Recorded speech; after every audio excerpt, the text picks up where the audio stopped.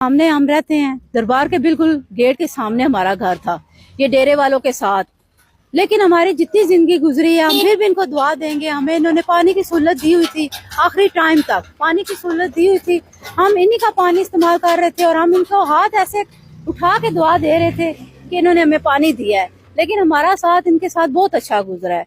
लेकिन हमें सिर्फ इस चीज का दुख है कि ये हमारे हक के लिए क्यों नहीं बोले। हमें इस चीज का दुख है, बड़ी उम्मीदें थी हमारी और हमारा घर टूटा है। हमारी कैफियत, हमारा दिल फट जाएगा, हम कुछ बयान नहीं कर सकते।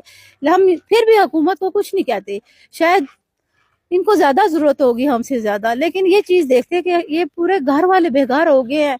जो मजदूर थे, इतने दूर दूर से आके उन्होंने घर बसाए हैं, वो जब मजदूरी कर रहे थे हमने खुद अपनी आंखों से देखा है। छोटे छोटे बच्चे फूल उठा के बेच रहे हैं। ठीक आप लोग यहाँ कब से रह रहे थे? हम, मेरा ससुराल, मेरे बड़े, मेरे दादा, मेरे उनके भी बड़े, मतलब इधर के थे। मतलब अभी ये इस्लामाबाद नहीं बना था उस टाइम के हैं। ये सब लोग इधर आके मजदूरी करते थे। लेकिन ये जगह तो सीडीए ने एक्वायर्ड की थी ना, आज से 50-60 सीडीए अब आया। सीडीए उस टाइम किधर था जब हम लोगों से, हमारे तो घर पुराने बने हुए हैं, ठीक है। ये लोग जो इधर उधर घर जिन्होंने बनाए हैं बहुत पुराने घर हैं। सीडीए उस टाइम किधर था, उस टाइम ये रोक सकते थे। हमारे नाम के मीटर इन्होंने क्यों लगवाए हैं बिजली के, ठीक है।